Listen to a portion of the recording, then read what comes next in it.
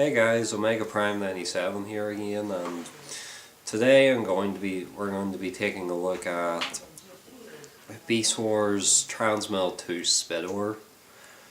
Now Spittor was originally a character from Beast Wars, who wasn't in the cartoon but was in the toy line, and also the comics. Well, one of the shows he was in to do Transformers was Transformers Animated, if you remember it.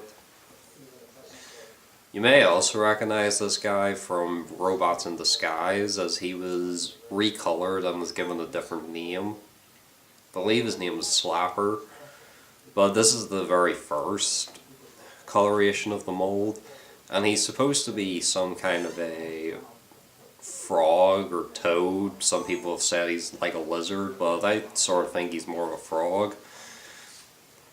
And being transmetal, he has all this nice chromy detail, which is very shiny and very interesting as well. He also has some interesting details, if I can get up, yep. He has some interesting details on his back, such as those warts, which is quite interesting, and he carries over the asymmetry that a lot of transmels have, with one side being different to the other. So yeah, he's quite an interesting figure in beast mode, and I absolutely love the colours, the blue and the purple and the dark green. So that's all I've really got to say about beast mode. I'll get him into transform him and get him into robot mode to see what he's like. So to do that, all I'm just going to do is just straighten out the legs, then take this whole part here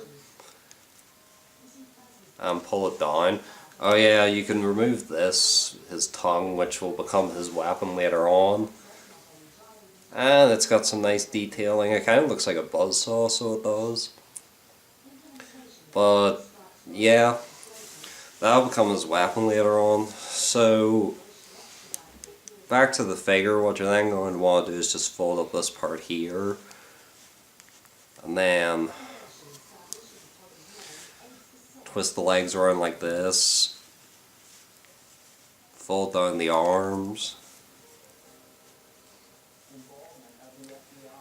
and then you want to pull up this bit here, the back, and it kind of straightens out like that. Then you want to open this part up, which will reveal the head. Now the head's kind of a bit of a difficult one to get out, a little bit, but all you really just do is that you just fold it out from here, and it's on like a wee, I wouldn't say ratchet, but sort of a hinge. Yeah, a hinge. Then fold up the face. Then flip it upwards. Like that, if you can see. Then turn it around. Turn this whole assembly around like this. Push the head down, point it upwards, and basically just straighten out these shoulder pads, and then you're basically done. Then if you want, you can also take his weapon here, and you can plug it into the hand. Oops, sorry about that. You can just plug it into the hand there. There's a wee port. Works on either hand. It's a bit difficult to get in sometimes.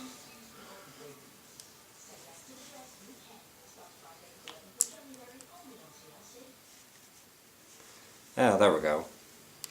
So he can hold it in his hand as a weapon, or you can also, if you don't want him to hold it, you could put it in this wee back port here. So just plug it into the back. Ah yeah, sticks in quite well. And he also has another thing as well in robot mode. You could do this in beast mode as well, but it's basically pulling this part up and turning it around, and that forms kind of like a claw. Which in Robots in Disguise, I believe I remember him using this once.